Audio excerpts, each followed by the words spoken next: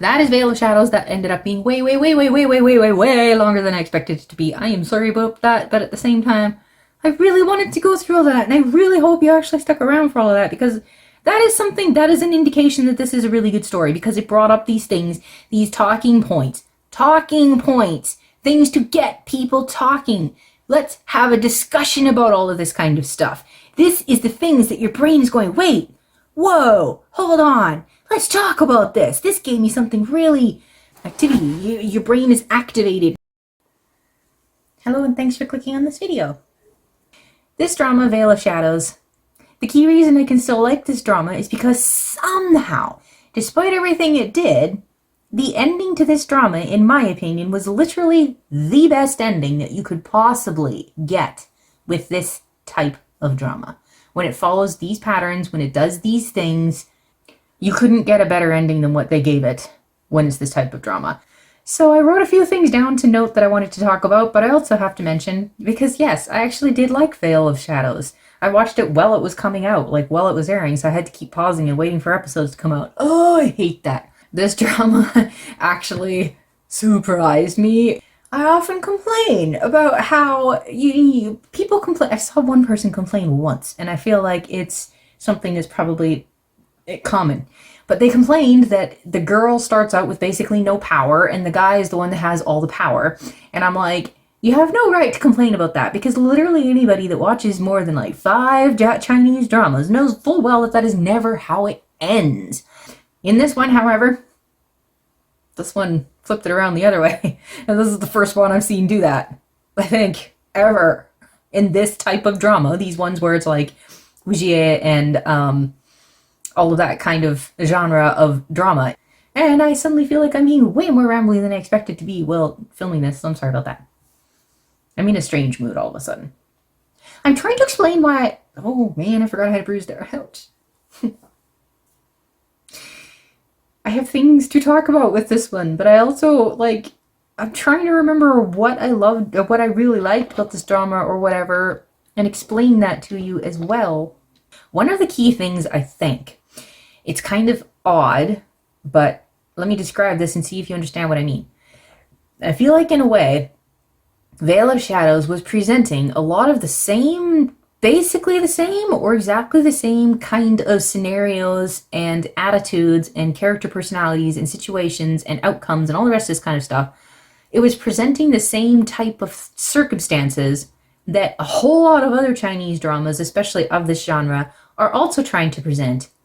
But somehow, a lot, and I mean a lot of the Chinese dramas, when they're presenting these things, they're either just wrong, okay? It is possible to just be entirely wrong, and sometimes they are just entirely wrong about what they're trying to tell me. They're telling me this, and I'm like, that is not true of this situation. That is not how this works. This is not true. However, a lot of the time I do feel like maybe the problem is they're just not presenting it correctly. So it's not coming across to me correctly.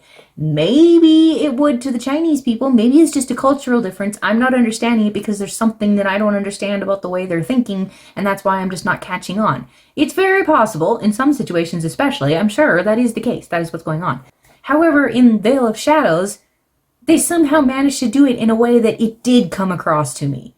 I was understanding it. I was getting it. So even though in a lot of these situations I was mad or frustrated or upset, like this drama actually did. There was at least twice, if not 3 times, where I actually almost started crying over what was happening to some of the characters. Unfortunately, I don't cry much when it comes to like physical pain and stuff like that throughout my entire life. I just don't cry much when I'm physically hurting and stuff like that. I start crying when I see something that is just so wrong. It's just not fair. And this is one of the problems that even Veil of Shadows still didn't do right. I don't understand why you guys think this is okay. And it has to do with like the demons and like the one Zhao Wei, and I would like to show you a picture, but the first 6 episodes are centered around these characters looking for Zhao Wei, and I don't want to give away who it is. Interrupted again. So I don't remember where I was in the middle of that sentence. Yeah, I don't want to give away who Zhao Wei is, because Zhao Wei is there, but they are looking for Zhao Wei, so they don't know what Zhao Wei looks like. And so the audience doesn't know who Zhao Wei is. I figured it out before they told me. But still, I don't want to spoil it for you, so I'm not going to show a picture. What was I saying about Zhao Wei? There was something about Zhao Wei, what Zhao Wei was trying to do. And this is something that drives me nuts in all of the dramas because I feel like it's something that they are not consistent about. Obsession. I know there are some things like really in real life, and I think possibly that's the problem. There's a subtle difference, and the thing is when it's something that subtle, you really, really have to explain it, and they never do in these dramas. I don't know, do you just believe automatically if a demon feels this, it's automatically an obsession, and if a human does, or if a deity does, it's maybe, maybe not? Like, I don't understand why, because what Zhao Wei was trying to do, and for how long Zhao Wei was trying to do it, they up and decided this is an obsession and something that Zhao Wei needs to let go of and not do. And I'm like, but I've seen other dramas where, like, the main characters are pretty much doing that. And it's a good thing that we're all celebrating because it's so romantic and powerful. And so why is it just an obsession that Zhao Wei is wrong for holding on to? And yet in other stories, it's pretty much the same thing. And yet those people are celebrated and so romantic. And like I say, I know that there are situations in real life where it's like it's a subtle difference and it has to do with why you're doing it and all the rest of this stuff. Because why is extremely important. Some people seem to think that if it stays inside your head, it's perfectly fine. It's totally fine if you're just doing it inside your head. It's only when it manifests outside of you that the problem is. Whereas Christianity argues that no, it is definitely inside your head, matters just as much as what you do outside, because everything you do outside comes from what you're already doing inside. Your thoughts, your desires, your motivations, your whatnot, that's what's driving what you're doing. So, like, you know, what's on the inside and what's happening in here is just as important as what's happening out there. But, what was I trying to say? So yeah, there are subtle differences in real life, and two things can look very, very, very, very, very similar. However, you know, and like I've done the same thing, where I'm looking at something and I'm going, no, this is wrong because you told me why they're doing it, and why they're doing it is horrible. Like I always complain about, like, the people in dramas with love triangles where somebody's like, but I love them so much, and I'm like, no, you don't! You are literally just obsessed with them, or whatever. So I don't know why I can see it in those ones, and like, I can see it in some situations and I can't see it in others. I don't understand what Zhao Wei was doing. I don't understand why that was such a horrible, simply obsession thing. I don't get it. So when everybody's like, Zhao Wei, just stop. And Zhao Wei's like, but. There was twice where they also confused me because the first time was with Zhao Wei and they were talking about like 1,000 years ago, but they were also talking about literally 2 weeks ago. And they were talking about a human being that Zhao Wei is looking for. And I'm like, the crap, that human is 1,000 years old? Totally, I was not even remotely thinking of reincarnation. I totally forgot about reincarnation being a thing. Okay, anyway, that makes more sense. And then later on, it was because I missed the difference in the name, which this is the problem with using the same actor to play multiple different characters, because this one character was playing the current character, but also playing her grandmother. And I missed the difference in the name. So I was extremely confused because I thought it was the same person. So I was extremely confused for a little bit there because it was the same actress. And then they said something about another name. And finally, I realized they were using a different name. They were talking about the current girl and her grandmother. Oh, it's not the same person. Okay, now I'm less confused. I think there might have been something with because there was like the 3 big demons that they go into the story of. And we'll get to it. The last one, I feel like they completely gypped me on that one. I would have cried over that one too, but in the middle of like, okay, all of a sudden chaos. We'll get back to that. But like the second one, I can't think. There was something that was kind of confusing me on that one too. I mean, they had some repeating themes that were just slightly odd, because the one demon was like he had a brother. And I'm slightly confused what was going on there. Because he had a brother, and then his brother died, and all this stuff. And it was talking about that at the same time as another guy had a brother. And there was something going on with that. And then there was also somebody else with a brother. And I'm like, these 3 sets of brothers are starting to really confuse me on who's related how. What? So I was getting a little confused there with that story. But Yeah, my gosh, that second guy especially. There again, they were talking about an obsession. In that case, I think I get it because but at the same time, it's like legitimately all he wanted to do was save his people. What on earth is wrong with that? And again, that one, it's more to do with the how you're trying to do it, because what you're trying to do might be something that's really good, but your approach to how you're doing it can be really wrong, and both can be true at the same time. This is a good goal, but how you're going about reaching it is completely wrong. So, both can be true, and that one I understood a little bit more, especially when they fully expounded whatever. Okay, it made a little more sense, although I was just a little bit confused. I'm like, that one was a little bit even more so, because it wasn't even a self-centered, like, I'm doing this for me. It was, I'm trying to save these people that are trapped in torment. But at the same time, I guess he was sort of kind of trying to do it from, I don't know. Anyway, I'm just kind of sort of rambling about thoughts at this point because I'm not sure how else to go about it. So I had a list of things that I wanted to make sure I mentioned. One of them being just overpowered bad guy. And before I started filming this, I'm wearing the same clothes and everything, the same jewelry. I filmed a short to explain what I mean by overpowered bad guy. Overpowered bad guy is the first cop-out that this story used, and that way, way, way too many Chinese dramas use. Whispers of Fate had an overpowered bad guy. The problem is, I cannot film a reaction. I haven't filmed one yet, and I most likely never will film a reaction to Whispers of Fate. One, it's been too long. I would have to rewatch it again. Two, unfortunately, a lot of what completely destroyed Whispers of Fate, that one was epic up until the last, 2 episodes. It was about 6 episodes because of the overpowered bad guy. And then the last 2 episodes destroyed anything else that was left good in it. And it was partially the overpowered bad guy, partially another cop-out that Veil of Shadow also used. But this one's a spoiler, so I'll save that for when I can put a spoiler thing above it. And then the third cop-out that they use, shoot, what was the third one? Overpowered bad guy, the spoiler, and 1 second, let me think. Oh my gosh, my mind is blank. I can't remember the third one. I hope it's what I already mentioned. Because now I can't remember what the third one is. The girl that insisted the mute speak, okay? That one was so unfair. I just have to say it. That girl, the grandmother, she was adorable, okay? Talk about a unique character. This is something that Veil of Shadows did really well, because it was sort of like a repeat where we're going to do the same thing over and over, because each of these big demon guys that all had something that the main characters needed to get from them. So it's like, okay, find this one, get it from them. Find this one, get it from them. Find this one, get it from them.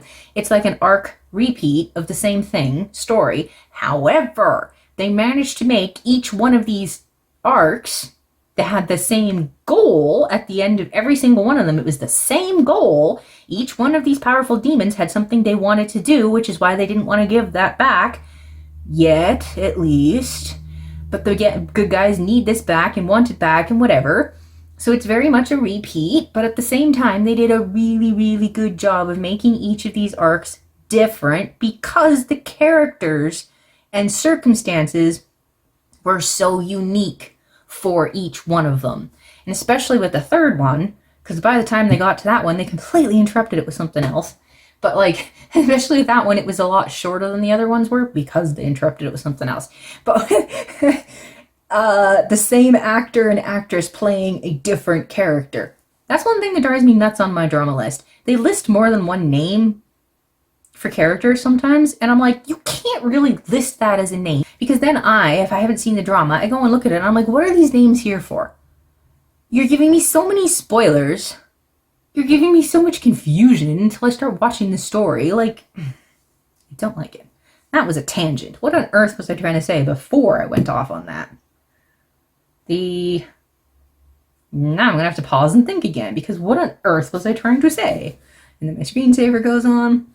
The girl, that's what it was. The girl that insisted that the mute speak, okay? She was adorable. She really was. This actress did a really good job of playing 2 different characters. They made the two different characters so unique. It was so good. She really was cute, but at the same time, she was a little too much. Because the thing is, what would she have done if he really couldn't talk? Like, was there ever a point when she actually asked him, are you literally incapable of speaking, or are you just choosing not to speak? Because it never showed us that she asked him that. It's like, the way it presented the story to me, all of what I saw, she assumed that he was choosing not to speak rather than that he couldn't. That was assumption number one. And then she assumed the reasons for why he was choosing not to speak. So her first assumption was whether he wouldn't or whether he couldn't. She assumed the answer to that. Even if she assumed correctly that he wouldn't, at the same time, within that wouldn't, why is he choosing not to speak? Because he can't, or something really bad will happen. She never asks him why he won't speak. She assumes he's just doing it to mess with her. Like, what kind of insanely self-focused arrogance does it take for you to make those incredibly massive assumptions? And then when he does speak and something really bad happens, well, you're welcome. Like, all of this could have been avoided if you had actually asked him why he wasn't speaking. If you had actually, thought for a second that maybe he had a really good reason why he wasn't speaking. This is just a life lesson to learn, people. This is, like, literally just pointing out as a life lesson to learn. Okay? Don't assume you know what's going on. Ask questions, find out. Give people the benefit of the doubt. Is it wouldn't or couldn't? And even within the wouldn't, is it won't or can't? There's layers here. And she just assumed. And look what happened. Thanks a lot, girl. Thanks a lot. And then there's the, I'm trying to figure out what way to say this so that maybe when I start speaking about spoilers, like, the bigger of a chunk I have that just says spoilers, the easier it'll be for you if you don't want spoilers, so you can just skip rather than constantly being on guard whether I'm going to throw a spoiler at you or not. So first of all, the chaos and insane repetition that took over this story. Oh my gosh. In the middle of things progressing in an expected order, and you knew what was coming and you knew what was happening, and this part of the story was supposed to be focused on that guy and girl. All of a sudden, out of nowhere, literally out of nowhere, they just threw this new ability, I didn't know that was possible. You never indicated that was possible before. The crap did this come from? And it did it in the most confusing way you could possibly think of. It was so confusing. And the insane amount of repetition is through the roof for at least 2 episodes there. I started skipping stuff because I'm like, I know what they were trying to do, and they succeeded, but at the same time, they went too far with it. This was too much repetition. You didn't need, especially when they got to the point where, like, they showed me all of this, and then they dropped the bomb about a single truth. So they re-showed it with the filter of this truth being in there. And I'm like, unfortunately, maybe it's just me. I figured that out ages ago, so I knew full well that while you were showing me this, I already knew this is what was happening. I knew it. I already figured this out. Either we're not idiots, it's that obvious, or I'm just really good at picking up on stuff like this. I don't know which. But the point is, I did pick up on it. So even if you were going to re-show me something just to confirm this is what it really looked like, at least from this person's perspective, spoilers, I'm trying not to spoil everything when I don't have a warning for you, but even if you were going to show me some of it again, you didn't need to show that much of it again. So they'd already, like, repeat, and then it didn't even make sense, because one of the characters was trying to do something, so they were trying to, like, show why. And then, okay, that's as much as I'll say until I can put a spoiler alert above my head. Then there is the, no, maybe I'll go into spoilers right now. Okay. Now I'm going to put a big spoiler over it, and there's various different kinds of spoilers, so I'll give you some kind of indication what kind of spoiler I'm talking about, so you can decide whether you want to hear it or not. If you've seen this drama, spoilers won't matter, you've seen it. If you haven't seen this drama and don't want spoilers, these are spoilers, so I will mark it so that you can mute it and wait until the spoiler alert is gone, or skip forward or whatever, as usual if you've seen my videos before. So, okay, getting into the spoilers of what I'm talking to right now. The chaos that ensued. The chaos that ensued is because they dropped the bombshell on you that time travel is possible. She was going through a loop of time travel. So they were repeating what she was going through because they were trying to show you what it was like and the toll emotionally and physically that it was taking on her. Like I say, they succeeded. I was like, my gosh, you're showing me her being able to move slower and slower because of the toll it's taking. It was heavy. And it was done right up to a certain point, and then they went too far with it. I'm like, okay, you've now proven your point, and you're still going. You're dragging this out. You went too far with it. You didn't need to keep showing me. You already made the point, and then they went even further with it. Which is what I tend to do when I'm rambling. I already made my point, and then I keep making it over and over again, so I'm sorry. The problem is with the time travel. Okay. It wasn't a completely, necessarily, entirely out of the blue doesn't work because the crap, you didn't, it was more, I just wasn't expecting this. And the timing of how they brought it in, when they brought it in, because I was like in the middle of just about to cry over that guy and the girl and all that stuff. And all of a sudden they bombshelled this on you. So as this character is in the middle of you know what happens if you've seen the drama. I'm under the spoiler alert heading anyway. With the character dying, like at the point when it happens, with the other ones previously, when they're dying, you're like, because the focus is where it should be while that character's dying. I cry. But when this guy was in the middle of dying, you're like, what's going on? Huh? Because the focus wasn't entirely on him. They all of a sudden just whipped it over there to this in the most confusing way you could possibly make it. And I'm like, it was like everything else, they had like an arc and they were finished and they did this. In that one, it feels like we were kind of here and all of a sudden, boom, we're into a completely different arc. And I'm like, it was chaos. I'm telling you, it was chaos. I was confused. I had questions. I had so many questions all of a sudden that some of them they kind of answered, some of them they answered, some of them they kind of answered. And I'm still positive there were some questions I had that they never answered.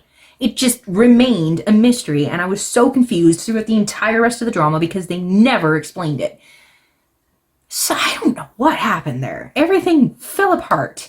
It was going along in an order that was being explained, and everything was making sense. They were taking their time and doing stuff, and this one is just, I don't know why they did that. It didn't work. Ugh. And like I say, she had a goal that she was trying to do, and therefore I think that's why they tried to convince me that this is what was going on, because she was trying to convince them that this is what was going on, because in actuality, this is what was going on. And I'm like, okay, so how much of this is a lie? Because the real answer is this.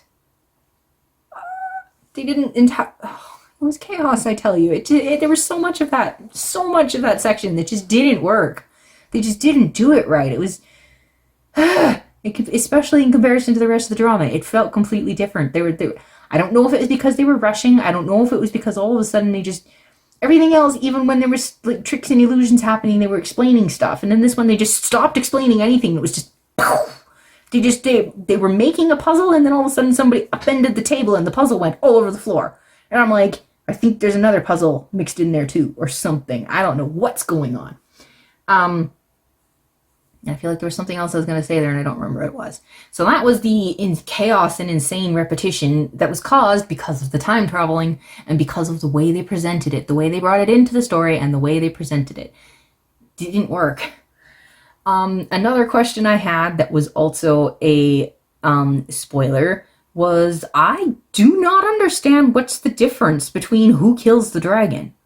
If their entire goal was for Xu Guang to kill the dragon, then who cares whether he does it as Xu Guang or whether he does it as Zhu Ying? Literally, who cares which one he does it as?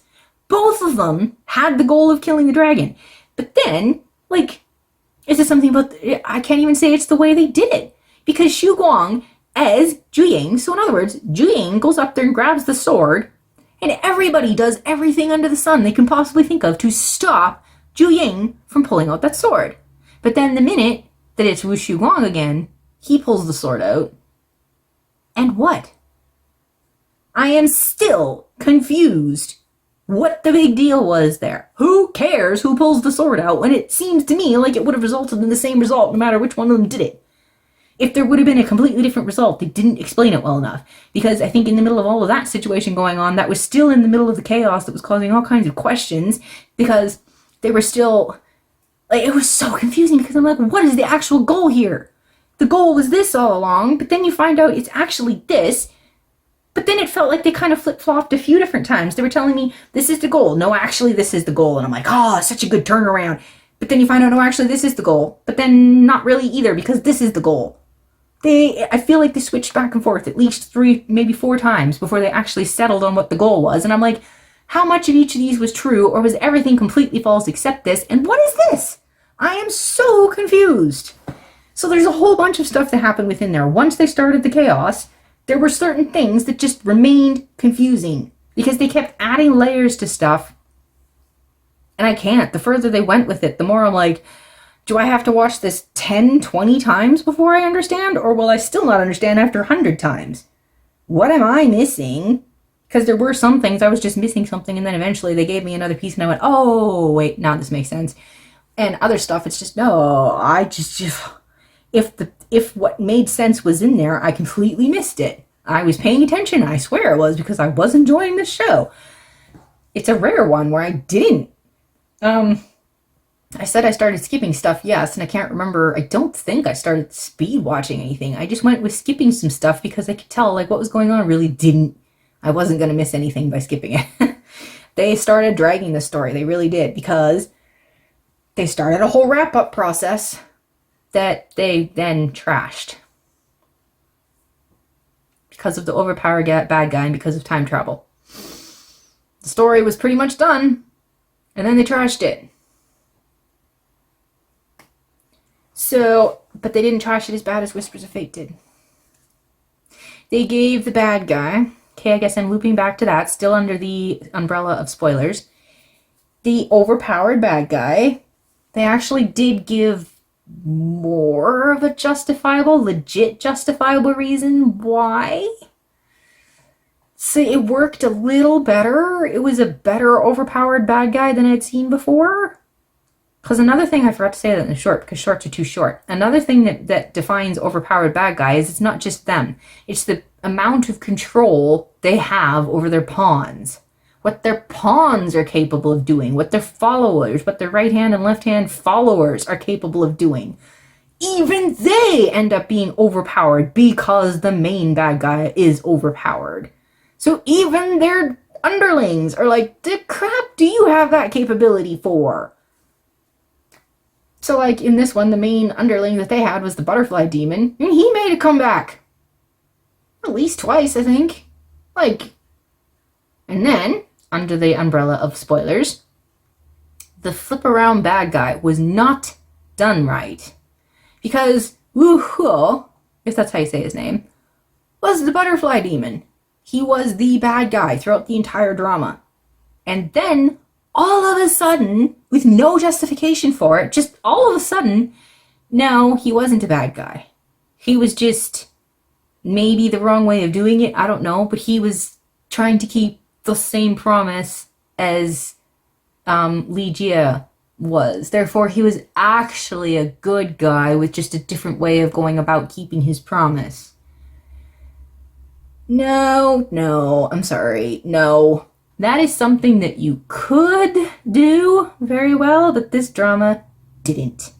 And I don't know if it's purely because they were just trying to juggle too many things, because this is a rare drama where they did have, when I say the main characters were the main characters, I mean it. So many dramas, they call them main characters, and I'm like, you can't call them main characters. They were a main character of a story over here that you could literally delete from the story and it would make no difference to this. This is our main story. And these characters are the ones that are carrying this. These characters are support to that with another story over here. And that's the only reason you can call them main characters, because they switch back and forth between this story and this story. This drama didn't do that. they were all involved in the main story, except Li Jie. He wasn't as connected to the main story as the other four were.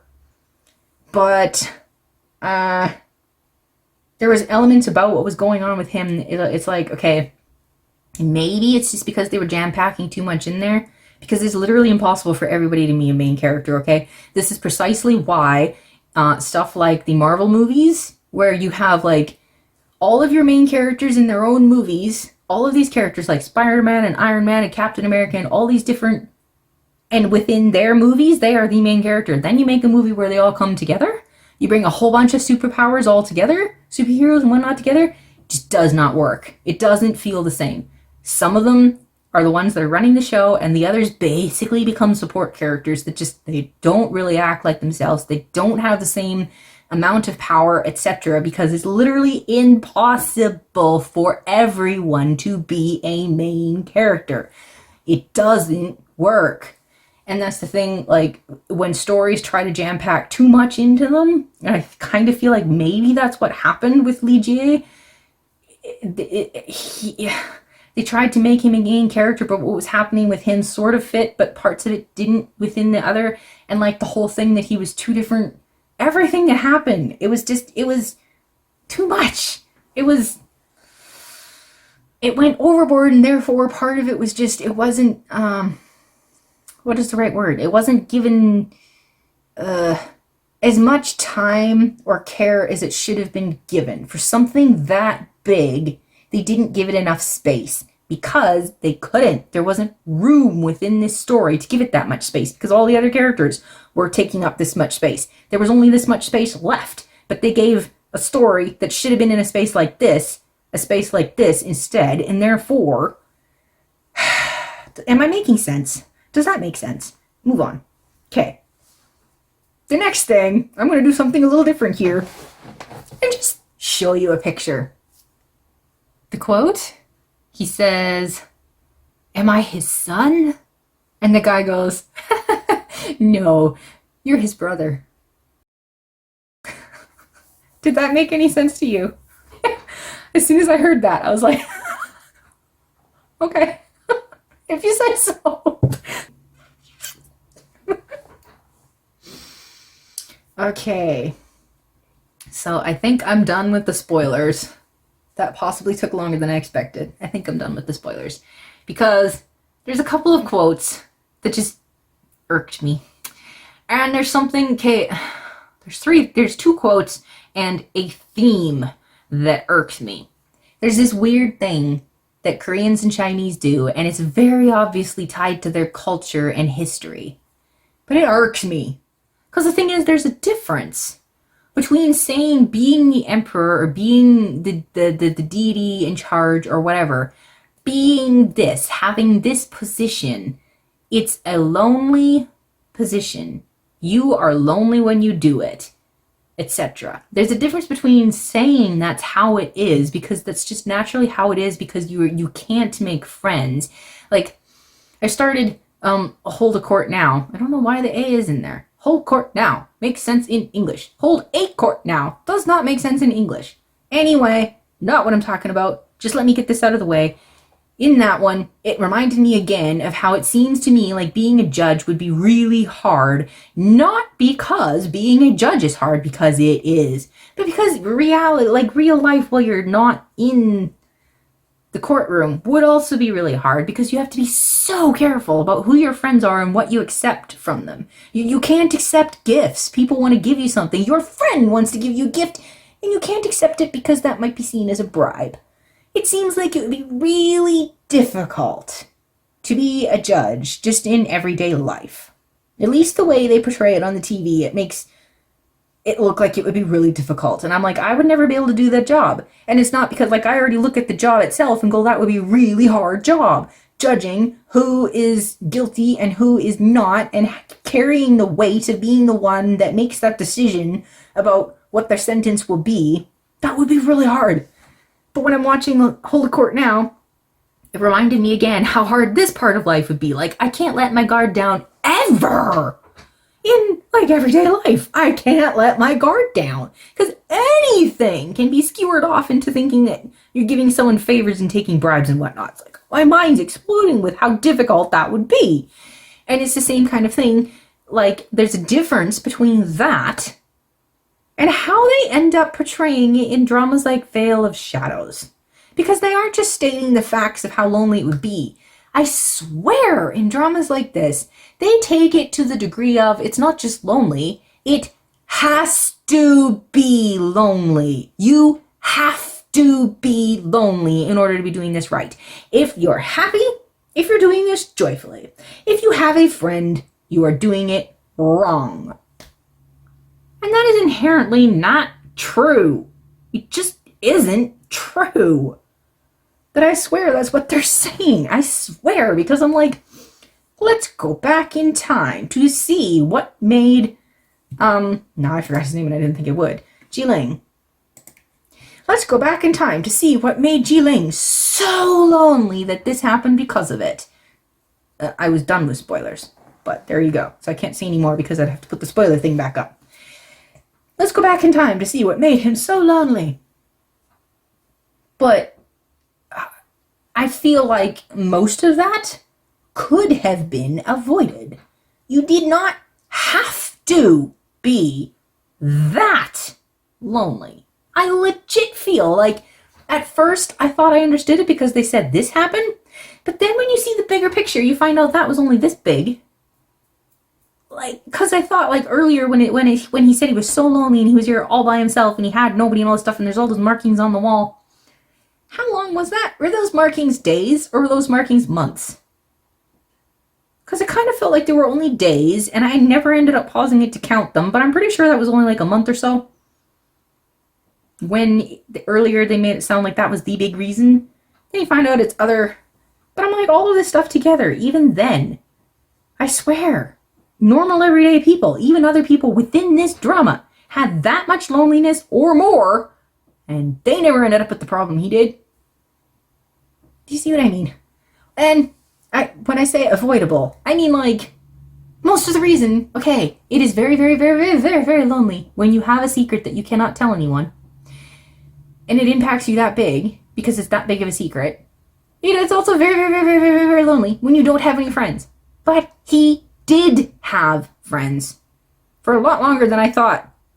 Once you go back and look at the story, he had friends for a lot longer than I thought. And those were friends that knew his secret. So I'm like, I swear, it's not that you are lonely. It's that you have to be lonely. And you're not allowed to be not lonely. Because if you're not lonely, you're not doing the job the way you're supposed to do it. Because you're supposed to be lonely. Otherwise, you're not doing the job right. Can you see that? Tell me I'm not crazy. Tell me that's what... I swear that's what they're doing. I don't know why. So often, so many of them. It's like it's lonely because you're not allowed friends. Because you can't... Again, I feel like it's something that, if that's true... They're portraying something wrong. They're giving it to me wrong somehow because I'm just...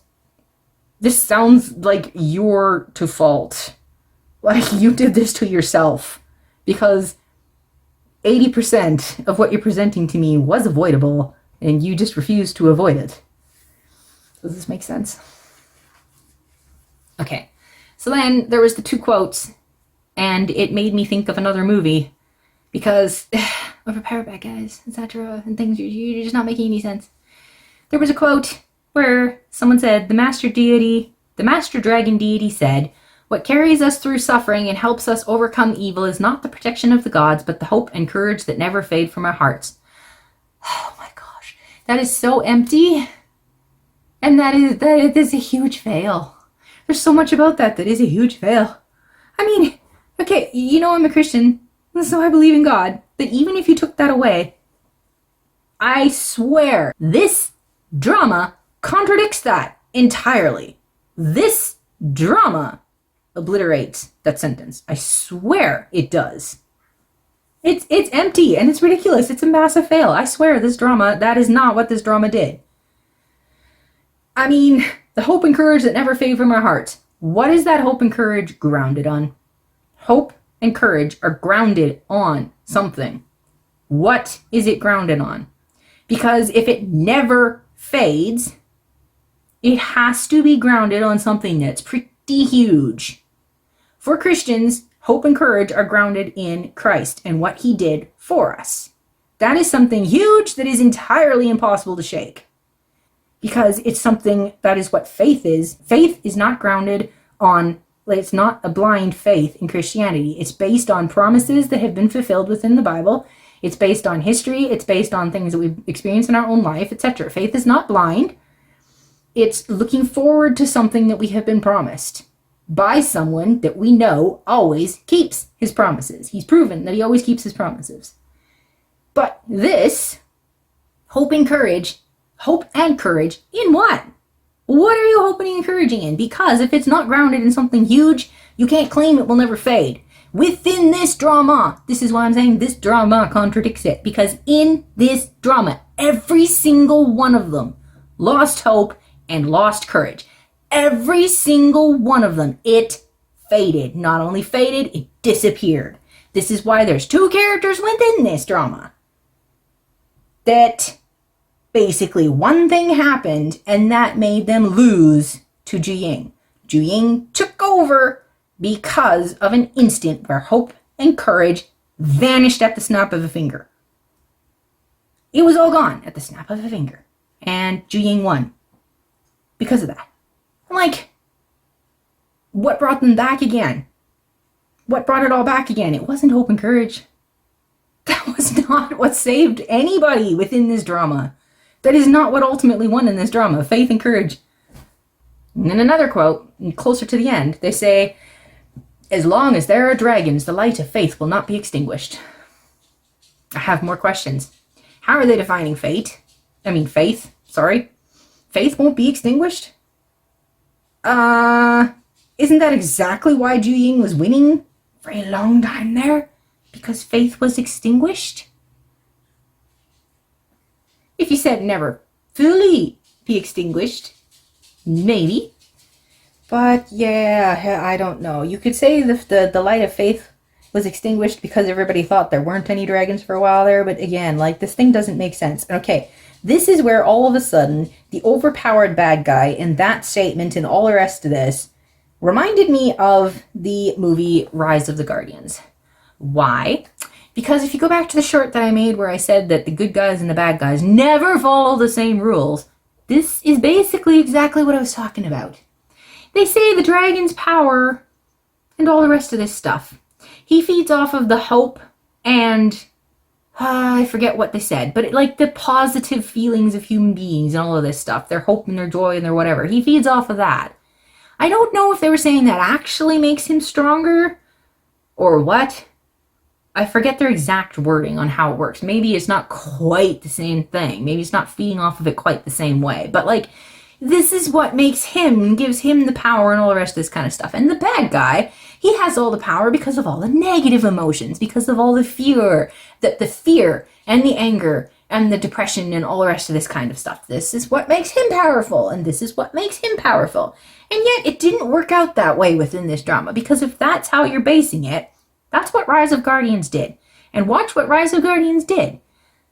Santa Claus and the Easter Bunny and the Tooth Fairy had power literally because of the belief that kids had in them.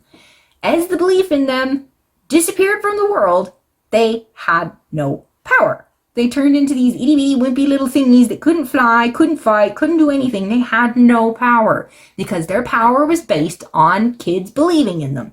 When kids stopped believing in them and there was nobody to believe in them, they had no power.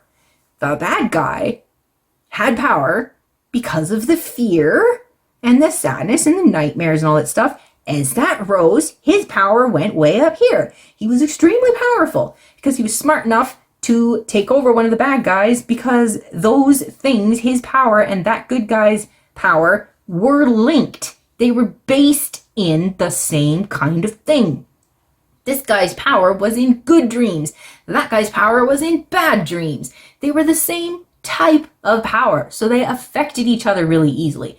In these kinds of things, when a bad guy like Ju-Ying takes over the good guys, how did he get a hold of them? It sort of made sense. It was also kind of really stupid. That was overpowered. That was kind of really stupid that they that easily took over. One single solitary moment of shock.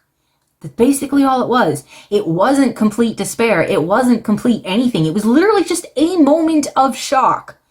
They didn't have time to recover. This was not a long-term thing where it's like, that is what destroyed my life and kept it destroyed. And therefore he could take care of him. No, it was literally just a moment of shock. Just, I can't believe this just happened. You didn't even verify that it did happen at one point. You just thought it happened. It hadn't happened like the crap. It was literally just a moment of shock, and that's all it took. And boom, Jing has all of the power.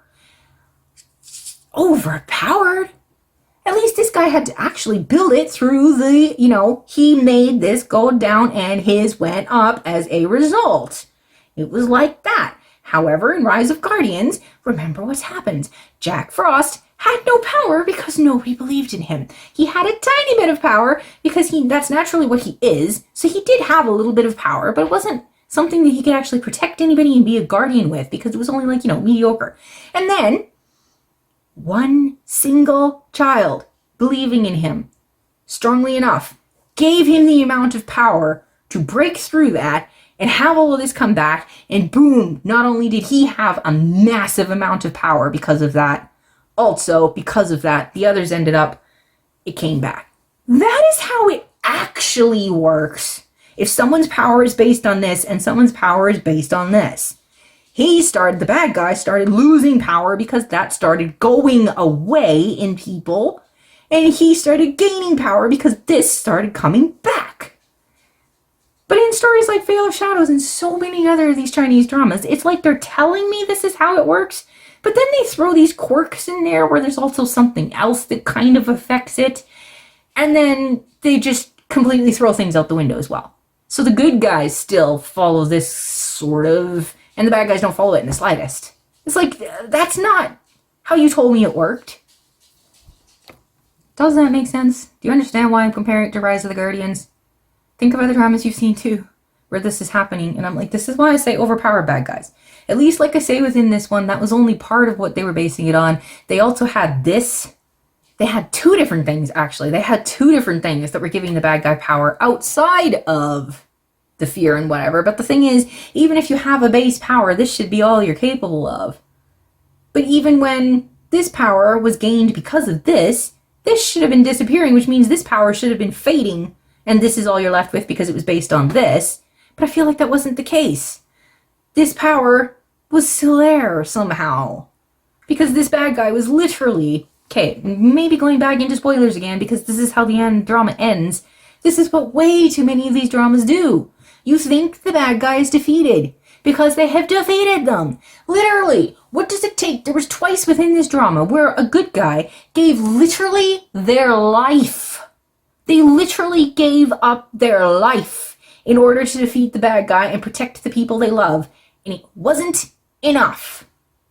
It basically becomes a mockery that they went that far because it wasn't enough. Because the bad guy is so overpowered that even that amount of sacrifice, literally everything, literally their life, isn't enough.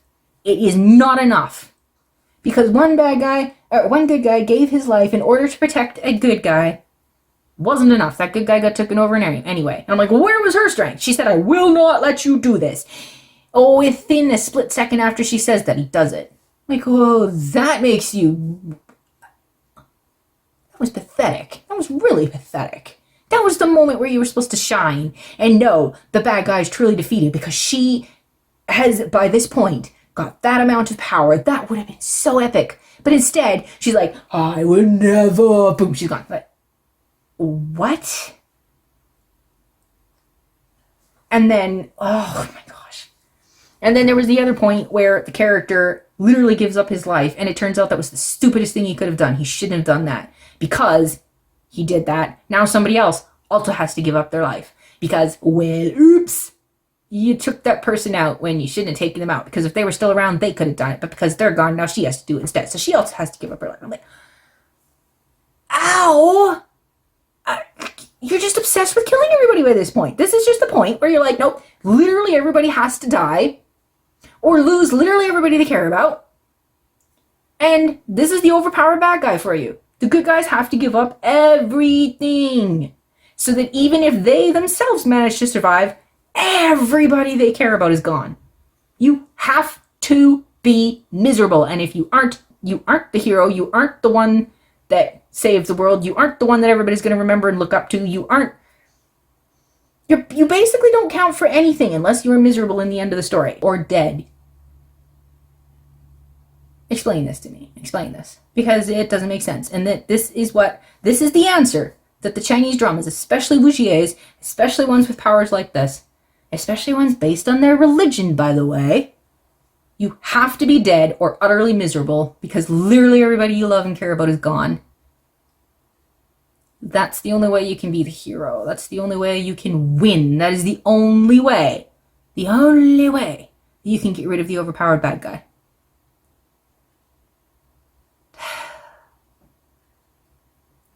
Thankfully in this one, they did use the capo, and they did it in a better way than some of these other ones. Okay, that is Veil of Shadows. That ended up being way longer than I expected it to be. I am sorry about that, but at the same time, I really wanted to go through all of that, and I really hope you actually stuck around for all of that, because that is something, that is an indication that this is a really good story, because it brought up these things, these talking points, activity. Your brain is activated, and you're thinking about this stuff, and you're mulling it over, and you're like, you can tell this is wrong, but let's discuss why. You can tell it's nuanced, and there's a black and white going on, so it's like kind of gray, and it's like, what is going on? And then there's like, it actually made you think a lot more. Veil of Shadows actually made you think about a lot of stuff, and that's a good story, okay?